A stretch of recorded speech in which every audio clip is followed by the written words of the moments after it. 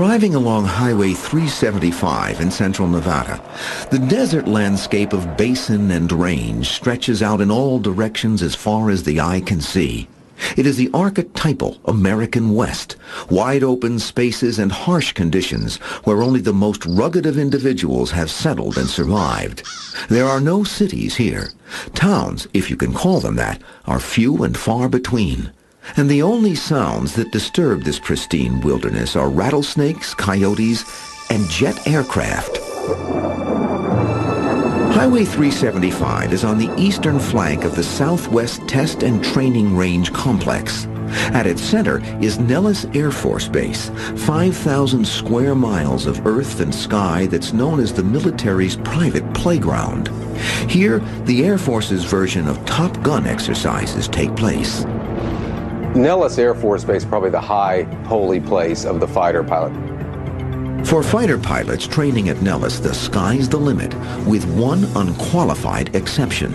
No one, no matter what their level of security clearance, is allowed to fly at any time or at any altitude in the airspace designated R-4808. You do not fly into that area, even if it means breaking off a combat or diverting. It is simply not done. In Air Force parlance, airspace R-4808 is called Dreamland, so named by a pilot who was inspired by a poem of the same name by Edgar Allan Poe. Dreamland encloses 60 square miles of the most secure, most secret land in the United States. And inside lies the mysterious place known as Area 51. Just the idea of a secret base out in the middle of Nevada where the possibilities are endless because we don't know what's going on there for the most part is powerful and potent and alluring. For nearly a half-century, Area 51 has been the military's best-kept secret. So secret, in fact, that until very recently, the U.S. government denied it even existed.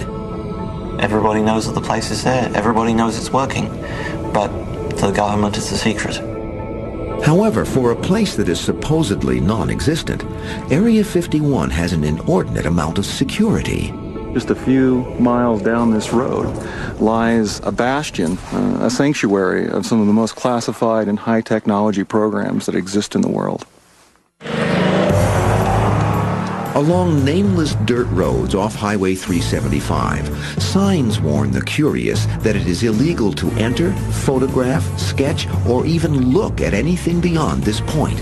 Motion sensors in the road and along the perimeter alert a private security force to approaching trespassers. As far as we know, nobody's ever been able to penetrate the base, and you'd have to be extra stupid to try. Everything is highly monitored. It is impenetrable. And even if you got close, you still have a dry lake bed to cross to get to the base. It is situated in such a place that makes security quite easy to maintain. Exactly what is the government hiding at Area 51? What projects could possibly require such intense security? The answer remains one of America's biggest mysteries. The absence of information is the most intriguing and titillating thing possible in the information age. Speculation about the secret work being conducted there has become a cottage industry. Now you've got the conspiracy nuts out there who say that it's the headquarters for the New World Order. You've got the hopelessly gullible saucer nuts who say that there are underground bases and huge vats where our military is cooperating with aliens to build these hybrids. You got some of these folks who say this is where the milk carton kids are all taken away for horrible medical experiments. All sorts of people who have all put their own veneer on Area 51. The government's continuous refusal to acknowledge the existence of a research facility at Groom Lake naturally intensifies public interest. If they had said, yeah, we've got a base out here, yeah, it's called Area 51, we've got some secret programs, we need the secrecy for purposes of national security, they wouldn't have half the level of interest from the public and all these crazies that they have now. Instead, they've denied that the base existed, they deny that it has that name, they've denied what programs are out there, they wouldn't even say what agency controls the base, and that has all fed the myth machine. At Area 51, separating myth from reality is extremely difficult. What we do know comes from former employees, declassified government documents, and tenacious researchers. Central Nevada may not be fit for man nor beast, but it's just right for testing nuclear warheads. And on February 2nd, 1951, the Atomic Energy Commission detonates an atom bomb 30 miles southwest of Groom Lake, now the newly established 200-square-mile area called the Nevada Test Site. When the Nevada test site was set up, it was divided into areas. And there's no apparent logic to the deployment of the numbers on the map with these different areas. But Area 51 was the number given to the one at the upper northwest corner that included the Groom Dry Lake. Between 1951 and 1954, Area 51 is just another uninhabited patch of desert on the grid of the Nevada test site. To understand how it comes to be the site of the world's most secret military base requires a side trip to Burbank, California. In the 1950s, the hangars and test facilities around the Burbank airport belonged to Lockheed, the nation's largest aircraft contractor. What the average American citizen doesn't know is that deep within Lockheed is a secret testing facility known as Skunk Works. It is under the direction of aviation pioneer Kelly Johnson. Kelly Johnson is probably the most brilliant aerodynamic engineer in the history of the United States. Johnson and his Skunk Works team have a reputation for not only building state-of-the-art aircraft, but for doing it quickly, cheaply, and quietly. This is why the government comes to Johnson first in the summer of 1954. The Cold War needs a hot secret weapon. The CIA came with this dramatic and immediate brief. We need an airplane that can fly over the Soviet Union, see what they're doing in the way of bombers and missiles and nuclear weapons, because there were not yet spy satellites, of course. Kelly Johnson's answer is to design the U-2, a long-range jet aircraft that can fly at 70,000 feet above the reach of radar. Work begins in the winter of 1954 on the new plane. 8 months later, Johnson's U-2 is ready for a test flight. Up until that time, he had tested all the aircraft up at Edwards, and it was clear that if this thing was going to be as secret as it had to be to work, they were going to have to find somewhere even more hidden away to test it. Kelly Johnson, along with test pilot Tony LeVere, heads east to search for a new site. Flying over Groom Mountain, the men spot a large dry lake bed reminiscent of their Edwards test site. The fact that it has been bathed in atomic bomb fallout for more than 4 years is only seen as a plus. The idea was that they needed somewhere far from prying eyes to test this spy plane. Where better but the Nevada nuclear test site, where no one in their right mind would venture. When we continue, cover stories and a pattern of denial become standard operating procedure at Area 51. Area 51, Groom Lake, Dreamland. The government's super-secret testing facility in the Nevada desert will go by many names. The names this place had were almost like religious terms. Ben Rich, who was the head of the Lockheed Skunk Works, told me that he legally could not say the words Groom Lake or Area 51. On July 14, 1955, the first U-2 prototype is shipped from Burbank to Area 51. The U-2 spy plane was at first disguised as a weather plane. 3 weeks later, it's ready to fly, and the government has its cover story in place. A phony press release is issued. As far as the government is concerned, Area 51 does not exist, and neither do its employees. One man who had worked out at Groom Lake described to me the whole secrecy experience as being like a lead overcoat. I mean, it was a constant weight, and it was the weight of not being able to tell your family what you did. 2 weeks after the first U-2 test flight, on August 19, 1955, President Dwight D. Eisenhower signs Executive Order 10633, restricting for the first time the airspace over Groom Lake. And to further protect the Skunk Works operations, a public land order is signed on June 20th, 1958, making the 60 square miles around Groom Lake officially non-existent.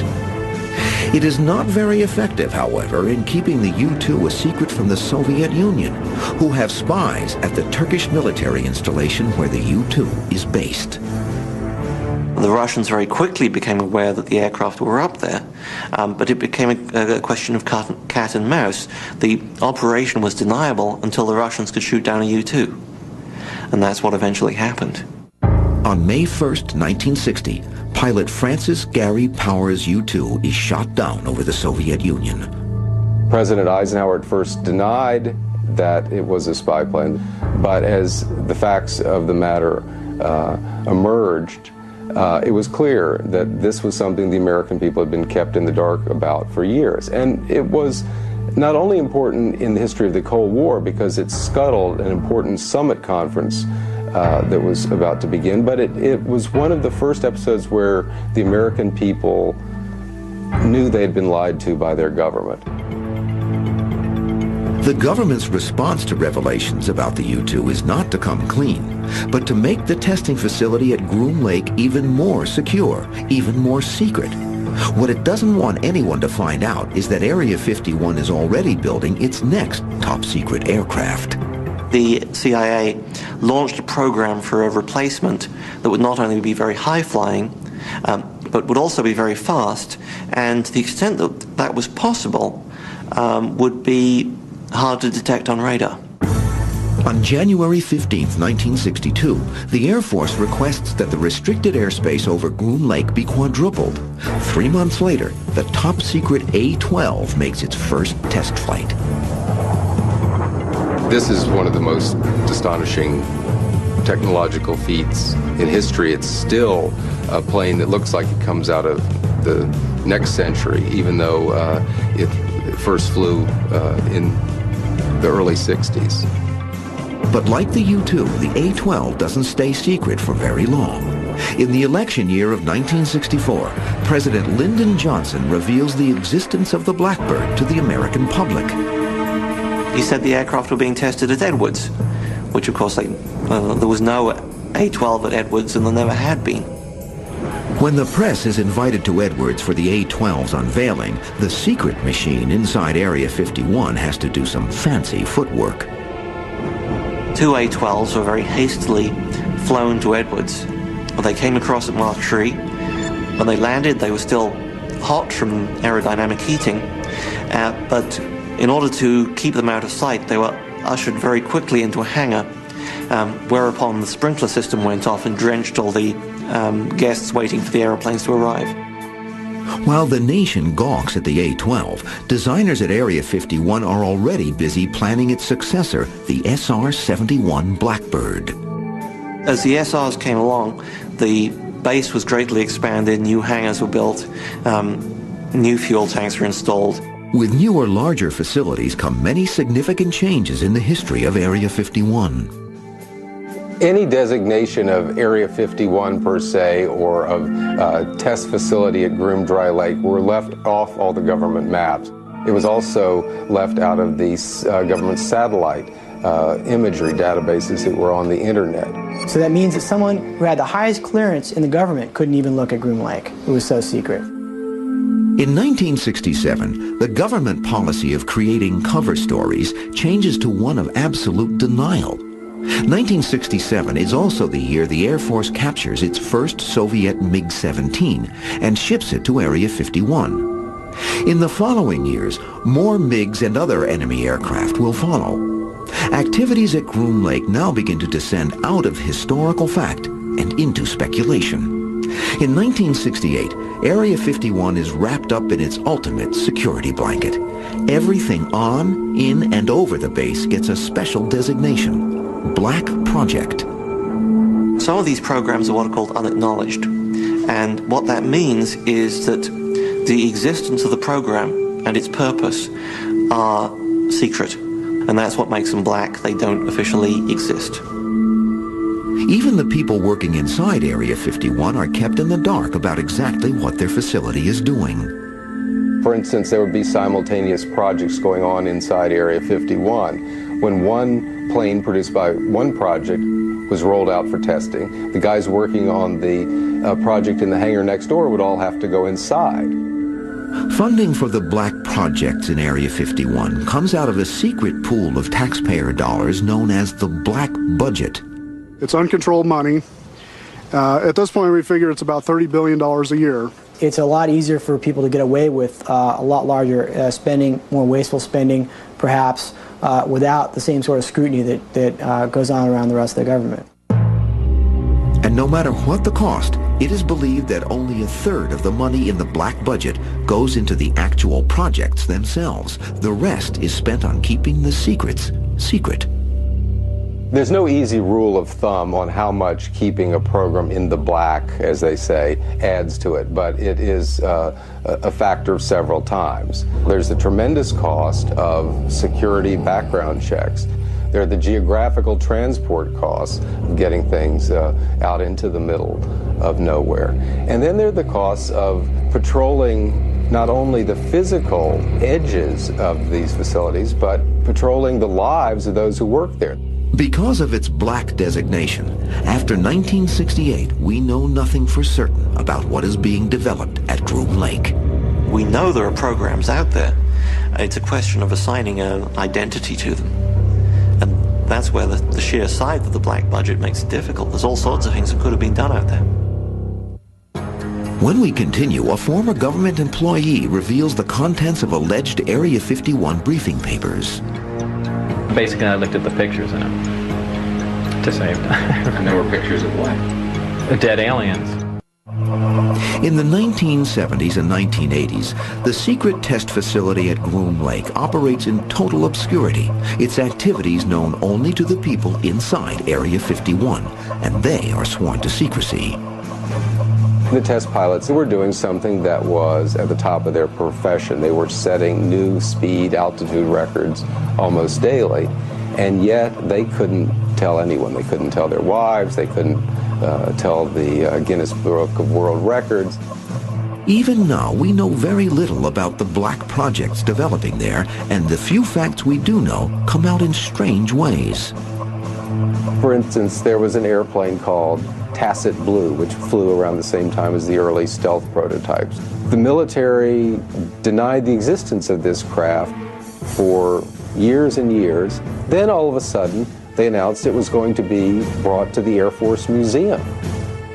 In hindsight, we also know that in the late 1970s and early 1980s, Area 51 tests and perfects the technology known as stealth. The Air Force, quite rightly, didn't even want to give anybody a clue of how far they were going in terms of stealth, because that would have allowed people to make some preparations to detect these aircraft.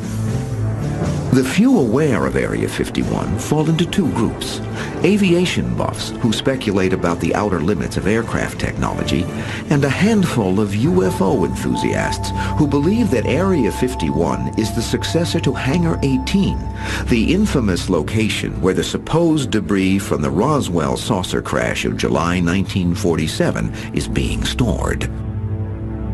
Stories started bubbling up about UFOs in Area 51 back in the 70s and really started going in the mid-80s with a man named John Lear, who started putting out some very outlandish tales. And he's a guy who's really credible in a lot of ways. Air Force pilot, son of the Learjet developer, sharp guy. So that made people kind of prick up their ears. But Lear's tales of flying saucers at Groom Lake remain on the fringes of Area 51 lore. Then, in May 1989, a television station in Las Vegas broadcasts a series of interviews that changes the imaginary landscape of Area 51 forever. Well, for better or for worse, I think a lot of the blame or credit goes to myself and KLAS-TV, because although there had been stories here and there about Area 51 before we did our series, after that, it went everywhere, and it became a household name all over the world. You get off the bus, what do you see? It's a very interesting building. It's got a slope of probably about 30 degrees. The man being interviewed is Bob Lazar, and what he is describing is a secret testing facility near Area 51 called S4. Lazar knows this place, he claims, because he worked there. Little reports in blue covers that were stacked up on a table. I sat down in a room and I just glanced through all of them, and They said they only gave me 20 some odd minutes just to thumb through these things. I think they just stuck me in the room to keep me busy for a minute, but there were some really shocking things in the reports. There were reports of that showed alien cadavers, like I spoke about before, antimatter reactors, technology that doesn't exist. Let's take them one at a time. A report on alien cadavers. They were autopsy reports. I mean, I didn't completely read them because I didn't have time, and as soon as I got into some interesting things, I wanted to get through these really quickly because I knew I didn't have much time. Basically, I looked at the pictures in them to save time. And there were pictures of what? Dead aliens. Lazar not only has an incredible story to tell, he also appears to have the credentials to back up his claims. Lazar also has proof that he once worked at another top-secret testing facility in Los Alamos, New Mexico. We took him to a couple of polygraph examiners. The first one was inconclusive. The second one said there was no question that he was telling the truth. How did he pass that? He knows about the inner workings of the base because I was a guy I know who worked out there who put him through his paces, asked him a bunch of questions, not where do they store the flying saucers, but things like, where's the cafeteria? How do you pay for your meals? What color is it inside? That sort of thing. And he passed. How did he know? It's enough to convince a lot of people that Lazar is telling the truth, and the more he is interviewed, the more he tells.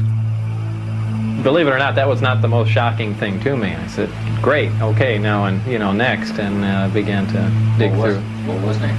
Well, the technology part, the drive on the flying saucers, the flying discs, how they operated, the power source for them. I really dived into that most deeply and spent most of my time on that.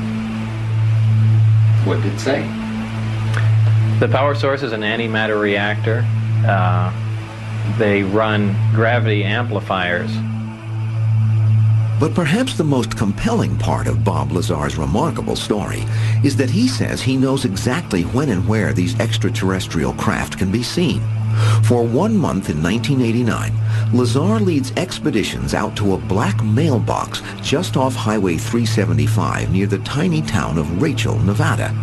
As if on cue, strange discs begin hovering in the distance inside dreamland. We've got videotape of things that look very much like flying saucers. We've got the witnesses who say they've seen them. If this is a secret government program and it's been developed since the 50s, where the hell is it? The Lazar sightings put Area 51 and the town of Rachel on the map. It is the right story at the right time. As a country, we didn't believe what our government told us. There was a poll that said more people believed in UFOs and believed they would get their money out of the Social Security system, which I thought was indicative. A struggling bar and grill in Rachel is renamed the Little Ailey Inn and becomes the de facto gathering place for newborn UFO enthusiasts from around the world. Lazar could have been ordered up by the Nevada Tourist Board. He brought so many people into the area. In fact, the governor of the state of Nevada drove up to Rachel, Nevada on Highway 375 and in tandem with the producers of the film Independence Day, officially dedicated that highway as the extraterrestrial highway. The black mailbox becomes so much of an attraction that the owner of the box, rancher Steve Medlin, has to paint it white and padlock it to keep people from stealing his mail. It's not like Stonehenge or anything like that, but some people revere this thing to the point that to come here and to be with the mailbox and to sign the mailbox basically completes the whole reason for their trips. But even in the midst of the UFO boom, not all the UFO believers are convinced that Bob Lazar is telling the truth. He had enough information that he made many people believe he might be a disinformation agent, a plant to throw attention away from the real secret projects that were going on. If it was a setup of some sort to divert attention away from something else going on out there, as many people have claimed, it was a miserable failure. Because the result has been that tens of thousands of people from all over the world have trekked out there to see whatever it is that's flying around in the sky. When we continue, intense public interest marks the beginning of the end for many of the secrets within Area 51. It is going to be a lot more difficult for security managers to keep what's going on at Groom Lake a secret.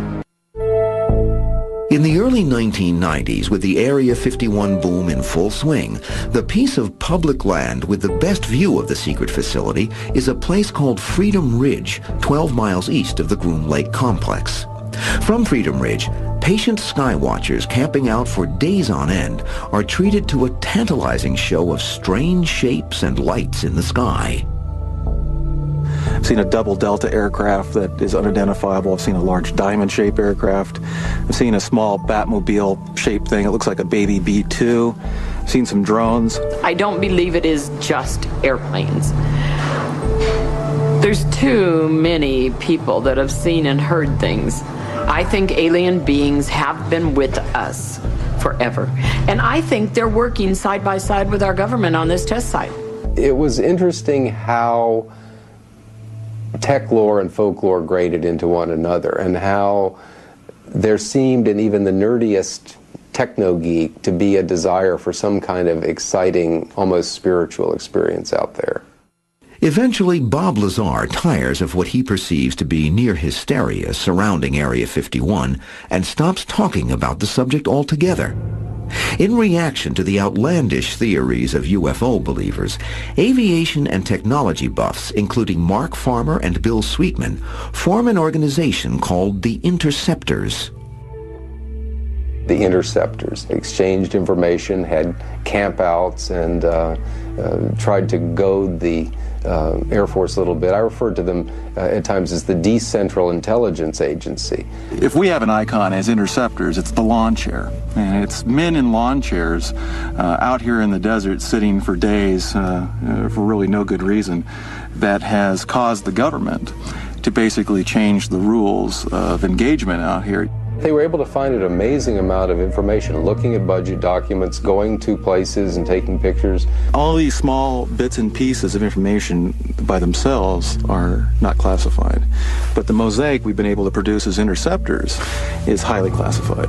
And the government doesn't like that, and I don't blame them a bit. On October 18th, 1993, the Air Force demonstrates its disapproval by closing off an additional 3,972 acres around Groom Lake from public use. The new secured area includes Freedom Ridge. Although closing off Freedom Ridge makes it easier to keep prying eyes away from Area 51, it ultimately fans the flames of suspicion.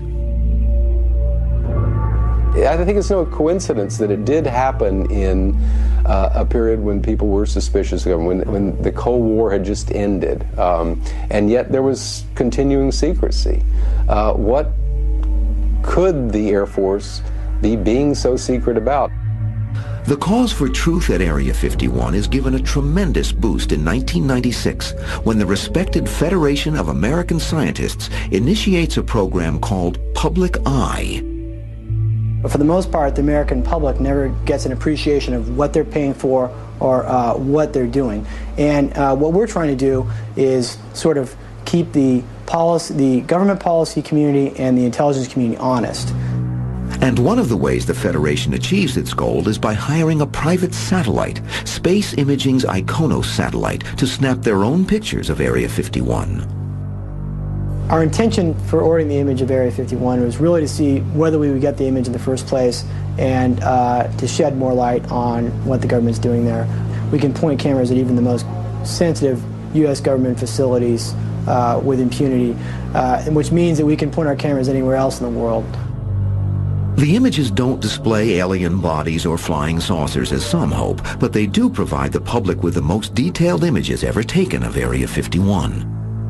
Now, with the proliferation of more high-resolution satellites, it is going to be a lot more difficult for security managers to keep what's going on at Groom Lake a secret. As the aviation experts see it, what the government is hiding continues to be what they've always hidden there, the government's most cutting-edge aircraft technology. I think you'd see, for example, tailless aircraft. I'm sure there's some work going on in terms of visual stealth. Probably the greatest piece of gee whiz work that's going on out there is that we built a space plane. it's suborbital and takes off under its own power. And you could figure that once you have a target, once you figured out where you need to go, this thing could respond and be to where it needs to be within an hour, anywhere on the planet. Back at the Little Ailey Inn in Rachel, there are still those who cling firmly to the belief that government waste and space planes are only the tip of the Area 51 iceberg. I've had from several different sources have said that anything that is above ground in this facility over here, there's 10 times or more than that underground. I've actually been told that there are 6 different beings on our test site. The large and the small nose gray, the humanoid, the orange, the blue, and the reptile. In some ways, the government invited the alien obsession at Area 51. It was a helpful distraction. The irony at Area 51 is that the greatest danger at that facility didn't come from aliens, and it didn't come from foreign powers. The greatest danger to those workers came from the United States government. To understand the real danger that Area 51 is hiding requires a step back in time, back to, strangely enough, 1989. While Bob Lazar is capturing national headlines with extraterrestrial tales about Area 51, a man named Robert Frost is suffering from a mysterious illness. His skin was starting to peel off his entire face, and he developed blisters and sores all over his body. The skin kept peeling off to a point where it was every day, and he'd have to wash it off with a washcloth about every hour or so. It was just scaly like a fish. He said his face was on fire and his eyes were burning, and he just ran right through the house. He ran to the bathroom and he started throwing cold water all over his head. And he said he couldn't stand the pain. In 1989, Robert Frost is a sheet metal worker at Area 51. He is just one of the hundreds of nameless, faceless people who commute daily from their homes to the job site via unmarked 737s that take off from a secure hangar at Las Vegas's McCarran International Airport. On board the half-hour flight are the people who keep the secrets at Area 51, and a lot of them are getting just as sick as Robert Frost. Many of these guys developed a fish-like scale that could cover much of their body and would crack and bleed. Robert Frost had this condition more severely than most, and his guys tried to help him as much as they could. And when Robert died, it put a real chill through the base. When the workers go to their doctors, they are told they have a form of toxic poisoning that can only be treated if the specific poisons are known. Supervisors at Area 51 refuse to disclose what those poisons are or to release information from Robert Frost's autopsy report. It's a hell of a thing to lose a friend and have the government say there's not a bloody thing you can do about it because this place doesn't exist and frankly you don't exist. Well, they did exist. They're American citizens. And so they sued, and they proved that they existed. When we continue, what lawyers found when they went searching for the secret dangers hidden at Area 51. Private citizens have gone to jail for violations that are a fraction of what occurred at Area 51. In 1992, lawyer Jonathan Turley is contacted by several Area 51 employees who are suffering from a debilitating illness. I was the first lawyer that most of them had talked to. These are not the type of people who look to lawyers in the courts to resolve their problems. These are very patriotic people. They were put at Area 51 for a reason. And things had to get very, very bad for them to seek help. They decided that what was happening at Area 51 was a greater danger to the American people than what they were trying to defend against. That's a pretty awful point to reach. The workers aren't seeking money or punitive damages from the government. They just want to know why Robert Frost is dead and if they're going to die too.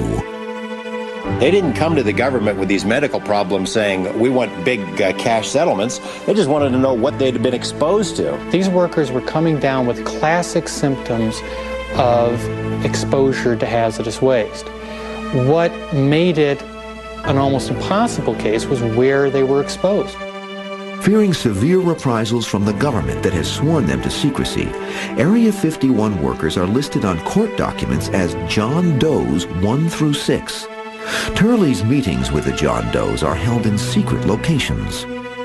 And so you would sit in a garage with a man who was dying, who had to get out of his bed so that he wouldn't cause difficulty for his family if the government saw him or found out he was one of the John Does. And you sit there and you think, what's wrong with this picture? And this man was hiding from his government because he had the audacity to bring forth violations, including criminal violations, committed in his presence.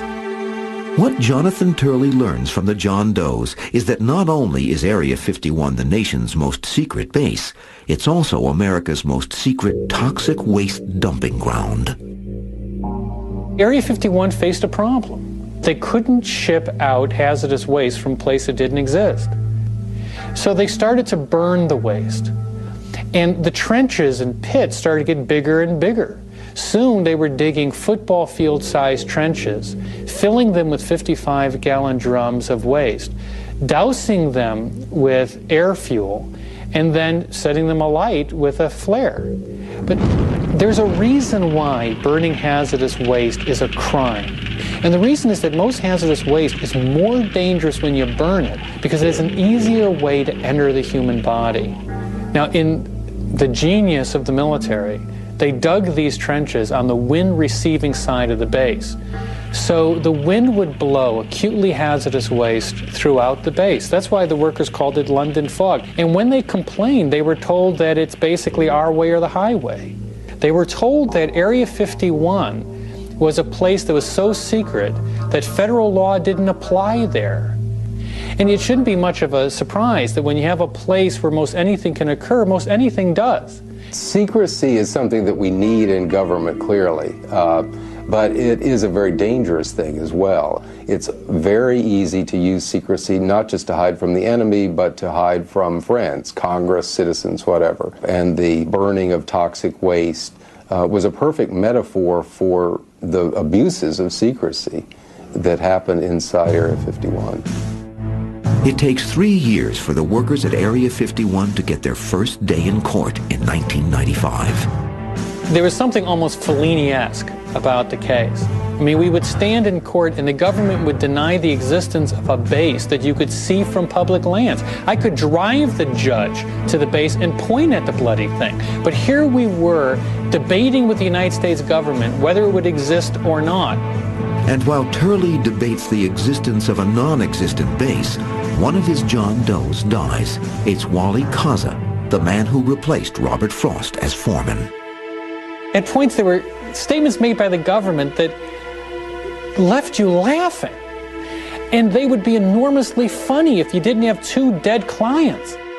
Eventually, Turley does get the government to admit that there is a secret testing facility at Groom Lake, but to this day, they deny that it is called Area 51. And the 9th U.S. Circuit Court of Appeals rules that the workers or their widows are not entitled to learn what hazardous substances exist at the secret facility. The ruling is based, in part, on Presidential Determination number 95-45, in which President Clinton exempts the Air Force operating location near Groom Lake, Nevada, from all federal environmental laws. For several years, the president has signed a letter saying that it was, quote, of the paramount national interest that Area 51 remain secret and that it remain outside the reach of discovery of court suits on behalf of workers. The government claimed that simply acknowledging that it is hazardous waste would put American lives at risk. Well, obviously, that's facially absurd. And it wasn't done for national security. It was done for the oldest reason in law. It was to hide misconduct and crimes that may have killed 2 people. Although the John Doe suit does not allow workers at Area 51 to know what they've been exposed to, it does mandate that future workers will not suffer the same fate. We forced the first inspection of a black facility, the first commitment to future compliance of a black facility. We forced them to acknowledge the existence of the base. We did a lot of things for the first time in Area 51. But, you know, it really didn't feel like a point of celebration because there were people that were not around to see it. And despite everyone's best efforts, in the end, the whole truth about Area 51 is still a mystery.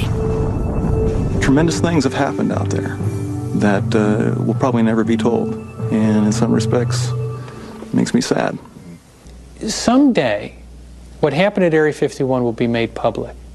I truly believe that.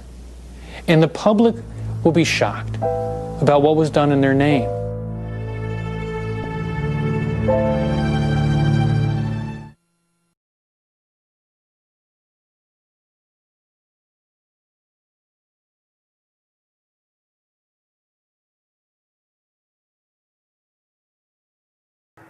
When I began to gather myself together, I had met by this time other people who had had similar experiences. I began to ask myself, what did they want from me? I speculated about whether or not what seemed like a psychic attack could have been warnings.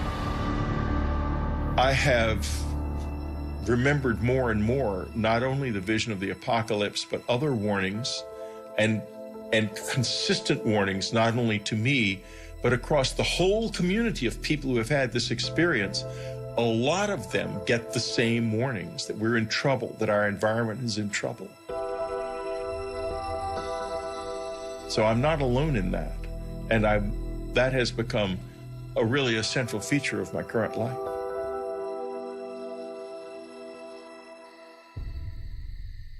In March of 1986, I had what was a seminal moment of change for me in this experience.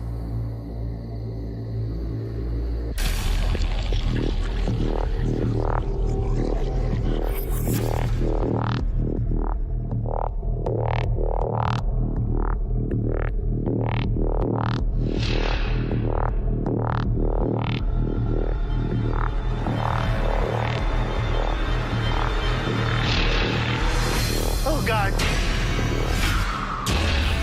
After it became clear to them that I was trying to engage with them, they began to respond in various ways. It was the most extraordinary experience I've ever had. I remember seeing a bright blue light come under the door. I said, okay, let's do it. I just want to get to the bottom of this. I had no idea what I was in for.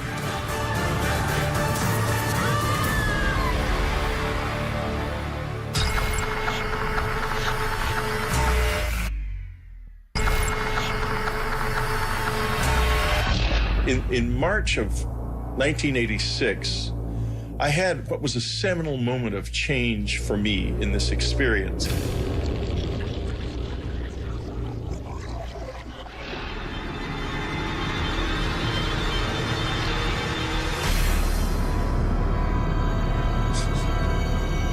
The sensation I felt when I tried to move on that night was like I was being impeded by something that really slowed you down, like a thick tar or something.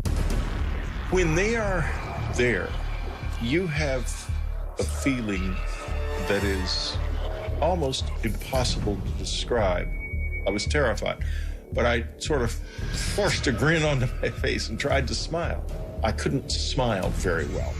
I wanted to try to show them that I was not dangerous, that I was something that I wanted to know more. And there was a change then.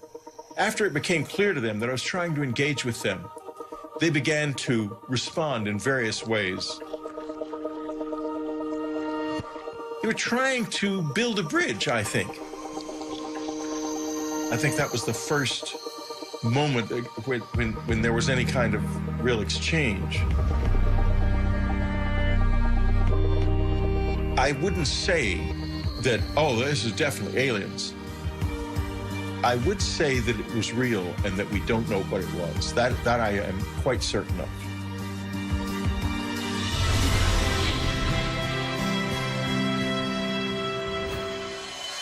The public reaction to my book Communion was very complex. Literally, as soon as the book was published, letters that week, literally the week of publication, letters started coming.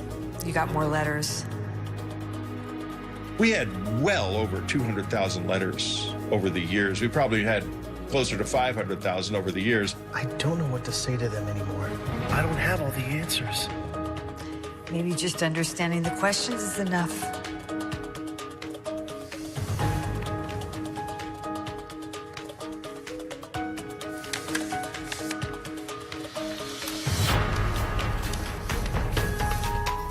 After I began to read them, I realized there's something happening on planet Earth that we do not acknowledge. We don't know what it is. Is it aliens? Is it something to do with us and something about the way we are that we don't yet understand? I don't know, but it's real. In the late summer of 1994, it became clear that we were running out of money. We began to not be able to pay our mortgage, and it became clear we had to leave. And so, at the same time, though, that this was happening, I was having one of the peak experiences of the whole thing. I'd begun meditating in the cabin because people had found the place, and there were other people out in the woods at night looking for the aliens with flashing flashlights up in the air and such childish stuff. And so I meditated, and I stayed in the house and meditated from then on. I didn't really want to be disturbed by that. And one night there were these thuds on the roof right above me. And the next moment I could feel a presence in the room. At this point, these years later, I was easy with their presence in the house. I wasn't scared of that. And I finally said, I want to see you as you really are. And I didn't see anything.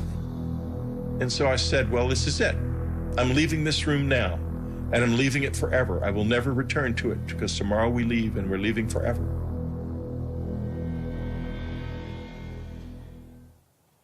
And I left the room. I went to bed.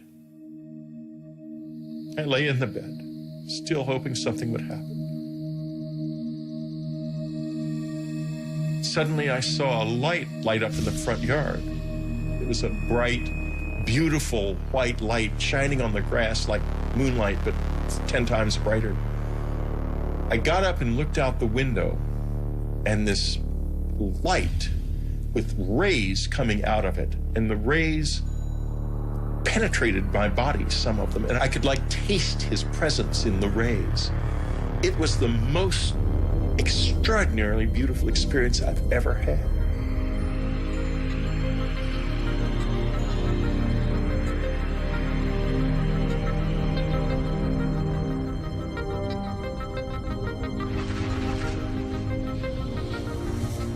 The next morning, we left the cabin, and the experiences have never been like that since then.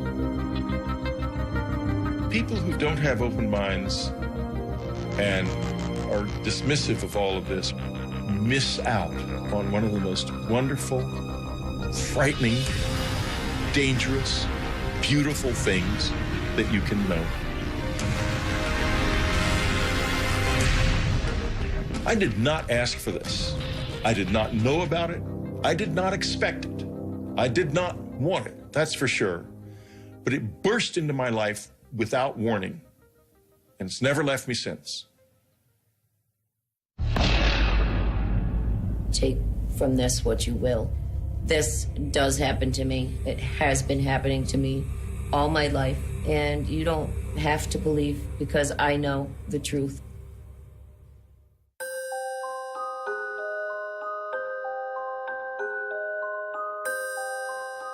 My earliest memories of being abducted by aliens were when I was very young, 5, 6 years old. I was living in Ohio, and it was kind of in the middle of nowhere. Our nearest neighbor was a mile or two away. There was, nothing for miles. I would be in my bed, usually. I would hear voices coming down the hallway. The voices were of my parents, so I got comfortable thinking it was my parents. I remember seeing a bright blue light come under the door, and shadows, actually, of something standing outside the door. And I realized that it was not my parents coming in.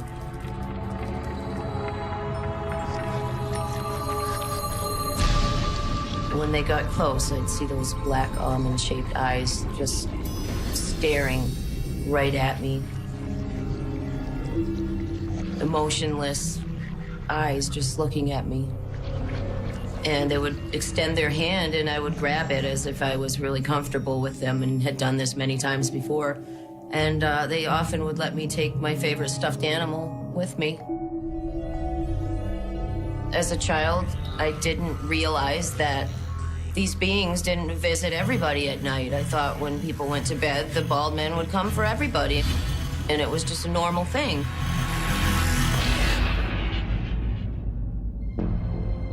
I decided I would, draw them and write down things that I could remember. I was always into art, so I really started to try to draw them as best as I could. Hey, sweetie. Hi, Mom. What are you drawing? The bald men. What bald men? They're my friends. They come visit me at night. It didn't start to get uncomfortable until I started talking about the bald men to other people, whether it be classmates or family members, and they just said that it's not real, there's no such thing, you're just dreaming. It was very frustrating being told that this wasn't happening when I knew it was. Okay, Audrey, I need you to relax. As an adult, I would remember bits and pieces. I remember them coming in. I remember them doing something to me so I couldn't move. I remember them bringing me somewhere else and being other places. But the things I didn't remember were, what were they doing to me when they took me? And I said, okay, I need to find people that could maybe help me. Close your eyes. Take a deep breath. Regression was a great tool to bring back the missing pieces, the memories. We're gonna focus on a room. Didn't even think about it, didn't get educated on it, said, okay, I'm gonna get hypnotized, let's do it. I just wanna get to the bottom of this. It's a basement. You're gonna walk down the stairs. And in the back of my mind, I'm thinking, this isn't gonna work. Those memories are gone. I'm never gonna remember what's happening. And I didn't know anything about it. I had no idea what I was in for. 3, 2, 1. Audrey, tell me what you see. Tell me what you see. What you see. My first hypnosis session was the most traumatic experience that I think I've ever had in my life. And I wasn't ready, I think, to see what they were doing. I wasn't ready to accept it.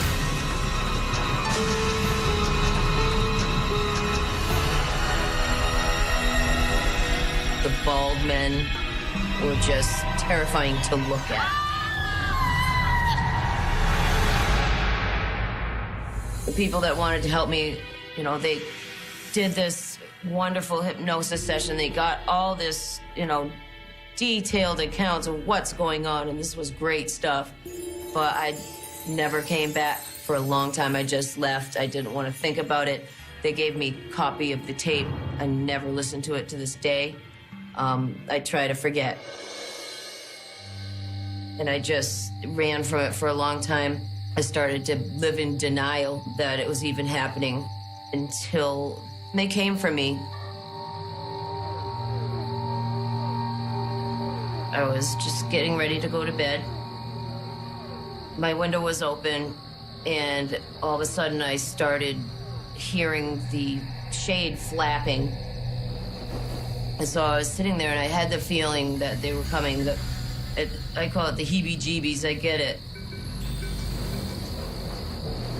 And it's like a pure state of panic, anxiety, but at the same time, almost like I feel like I'm magnetically attracting something to me. I can't explain it, but it is some kind of attraction.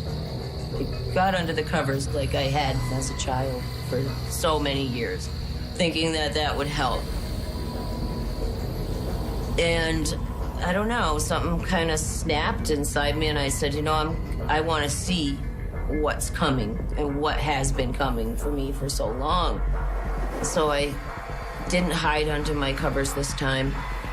And as I sat there waiting, after the wind came the lights and the humming sound.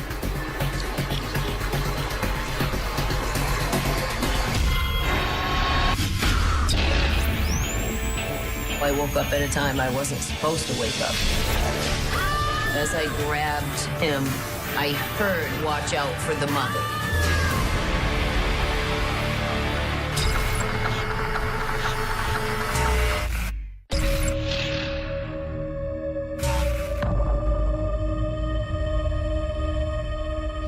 Once the light came into my window, I knew that it wouldn't be long. I started to feel twitching in my body and my arms moving by themselves, like muscle spasms almost. And then buzzing sound, it's real steady. It was a kind of fear I can't even explain. Total confusion, anger, what are they doing? And then, of course, why? Why?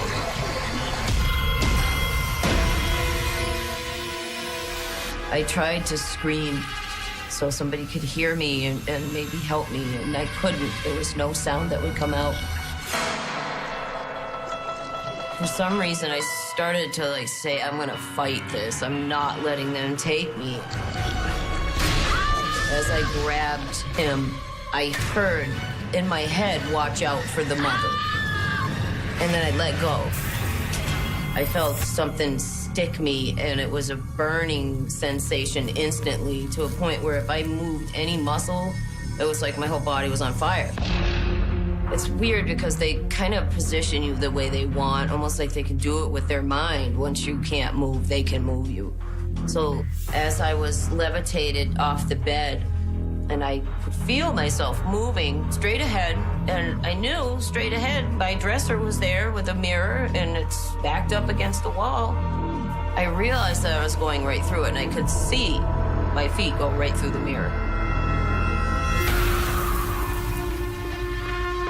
I realized that I'm outside, and it was really, really bright. I looked up, and I saw the ship lights. And they started to lift me towards this just enormous craft above my house. It was terrifying, confusing, surreal. Like, this can't be happening to me.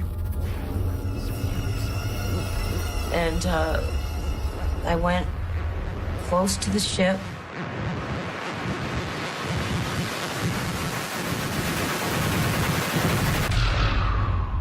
And that was the last thing I remember. And then I just blacked out.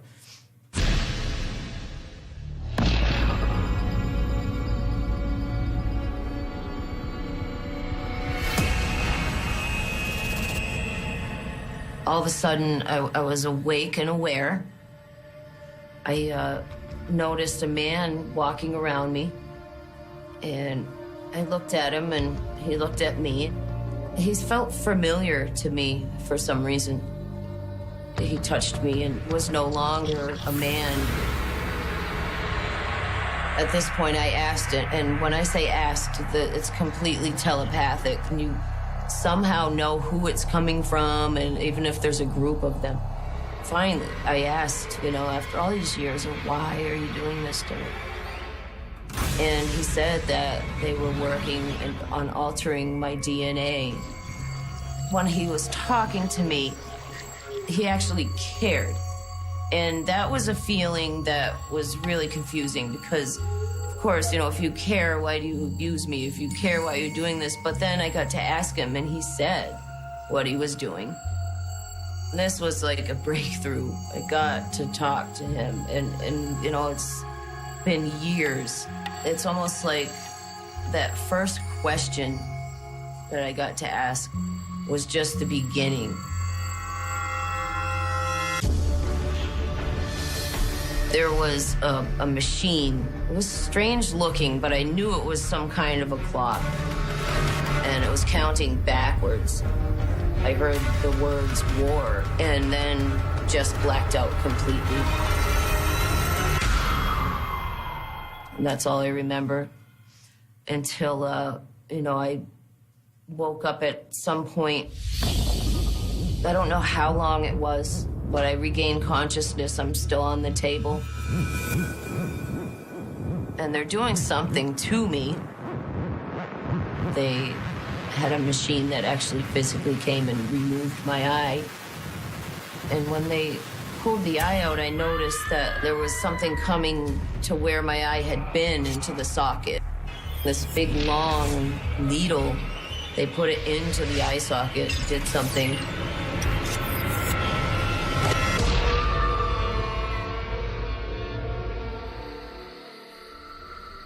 The next thing I recall after seeing my eye getting removed was just being back in my room. The whole time I'm coming out of whatever they do to me, I would remember bits and pieces. I scrambled to my journal and I wrote down what I remembered. I don't usually even look at my journal because it does tend to bring back a lot of the fear and the emotions. And, you know, sometimes it's meant to be forgotten for good reason. Years later, I started to have physical problems from it and actually had to, you know, undergo various surgeries because of unexplained scarring in my tubes and ovaries and uterus. There was just, you know, the doctors didn't know what it was from. There's just scarring in there. I never told the doctors what I knew it was from. It's not something that you can say, all right, hey doc, you know, this is what's going on, especially back then.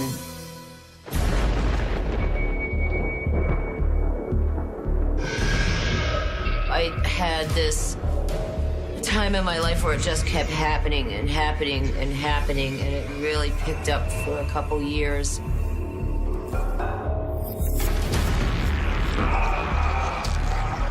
This encounter started as it always does.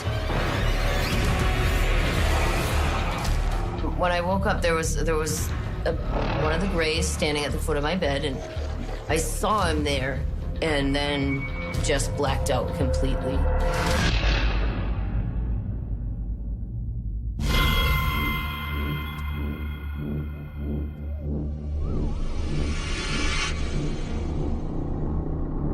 As I wake up this time after I blacked out, I was in a strange place. I realized that I was in a cocoon surrounded in gel. I started to panic.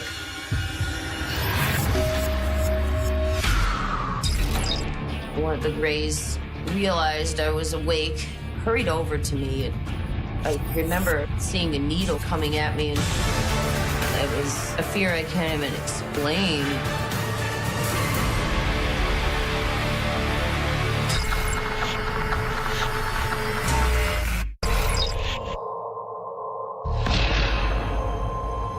I realized that I was in a cocoon surrounded in gel. I looked through the gel and the cocoon. I'm looking out into the room, and I noticed that there's some Greys in there, and I couldn't tell exactly what they were doing, but I was distracted by a small girl. Looked like a small child, but it was what appeared to be a hybrid of a human and a Grey alien. She was really strange. She wasn't dressed in the same clothes that Greys wear. She was dressed like it was old-fashioned clothes, maybe 1800s. It was confusing. It was almost, you know, surreal. As I was looking at her, she looked at me, and I felt almost like a kind of connection with this child, and she came right up to me. It was not just an interest, it was a connection, like a deep connection, and it felt a familiarity with her. One of the Greys realized I was awake, hurried over to me, and I remember seeing a needle coming at me and right through the cocoon. And then I just blacked out. And she's just always had a place in my heart, I guess, for, you know, from the experiences, I always remember that child.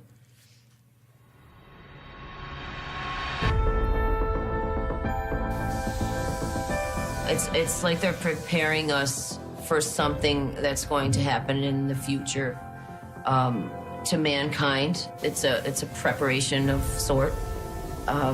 There's areas of the brain that we all know we don't use. They could be storing the information there. They said that, when the time comes, we will act and know exactly what to do.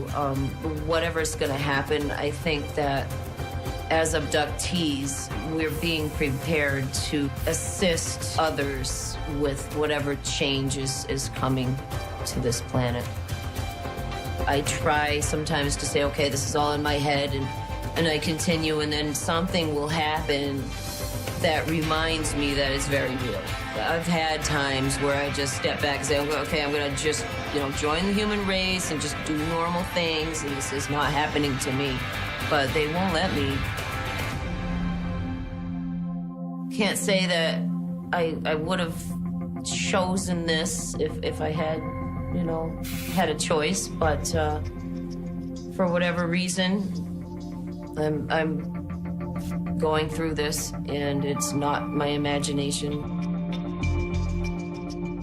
I've had a lot of time to think about what they did and how angry I was, but if they were really going to do it to hurt me, then why would they take the memories away? Why would they care? Why would they care? They would just let me remember.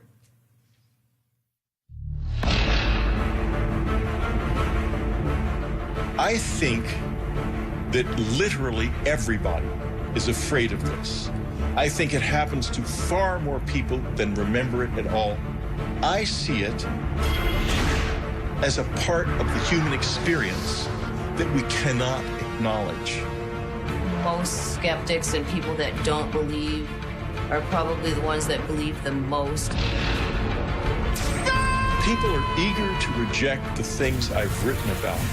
And they are so scared of it that they have to put it out there that it's not happening. But when they look up in space at night, I think they really know that there's not a chance that we're the only species here in this universe.